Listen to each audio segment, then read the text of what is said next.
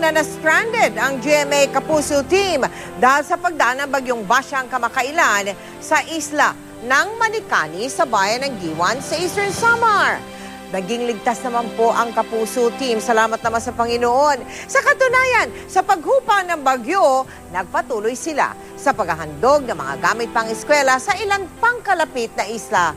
At doon, natuklasan nila ang isang isla na may natatanging kasaysayan. Sa paghupa ng bagyong Basyang, mga paaralan naman sa isla ng Tubabaw, sa bayan ng Giwan, ang aming tinungo. At kwento ng mga residente, espesyal daw ang kasaysayan ng kanilang isla. Dahil noong taong 1949 hanggang 1951, sa islang ito lumikas ang mahigit 5,000 Rusyano o White Russian refugees mula sa China. Itinuro pa sa amin ng mga naiwang semento ng dating kantin at butika ng mga Russian.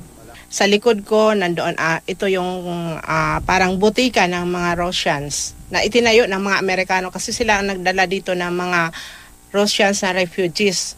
Sa aming paghahandog ng school supplies sa Tubabaw Elementary School, nakilala namin si Melissa. Paika-ika siya sa paglalakad dahil sa kanyang mga binti, nag-iwan ng pilat ang bagyong Yolanda.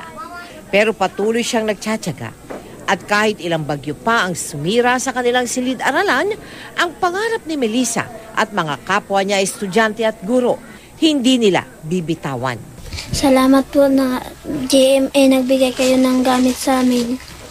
Kabilang sila sa mahigit 12,000 mag-aaral na nagbigay sa amin ng malalakas na hiyawan at matatamis na ngiti nang magtungo kami sa Eastern Samar. Lubos po kaming humahanga sa inyong katatagan sa kabila ng inyong pinagdaraanan.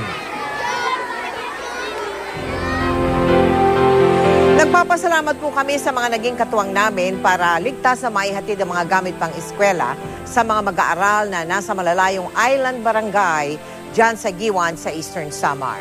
Baka po nais ninyong maging bahagi ng aming mga projects, maaari po kayo magsadya o tumawag sa aming tanggapan, magdeposito sa aming bank account o sa anumang sangay ng Cebuana Luwilier o maglagon sa www.kapusofoundation.com.